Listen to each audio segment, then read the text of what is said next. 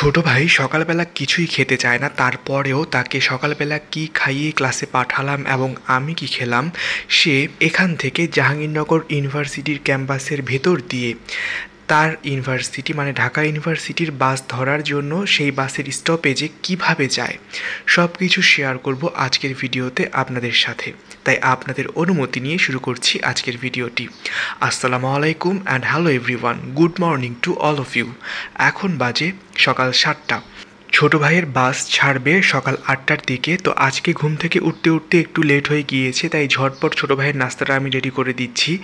এখান থেকে বাস যেখানে ছাড়বে সেখানে যেতে আধা ঘন্টা হাতে নিয়ে তো বের হতেই হয়, কারণ রিক্সায় আমরা যাই, তারপর জাহাঙ্গীরনগর ইউনিভার্সিটির ক্যাম্পাসের ভিতর দিয়ে যখন সেই ইলেকট্রিক গাড়িগুলোতে করে যাই সেগুলো পাচ্ছি কি না পাচ্ছি, রিক্সা রাস্তায় এত সকালবেলা পাচ্ছি কি না পাচ্ছি সব কিছু কিন্তু মিলিয়ে একটা সময় লাগে।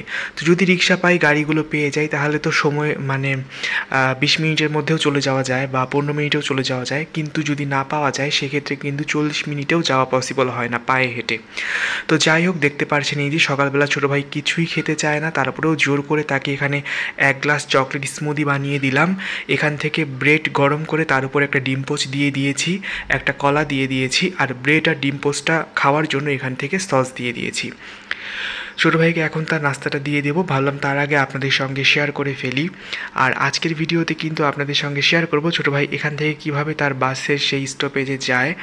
তো দেখতে পাচ্ছেন এই যে চকলেট যে স্মুদিটা ছোটো ভাইকে বানিয়ে দিয়েছি, এটা খেতে ভীষণ মজা হয়। আর সে সকালবেলা হরলিক্স বা এভাবে স্মুদি দিলে সেটা খেয়ে ফেলে, কিন্তু অন্যান্য যে নাস্তাগুলো দিই সেগুলো খেতে চায় না। তো যাই হোক, ছোটো ভাইকে তার নাস্তাটা দিয়ে দিয়েছি। আর এপাশ থেকে এই যে আমিও একটা ডিম আর একটা ব্রেড এইভাবে সুন্দর করে ভেজে নিয়েছি।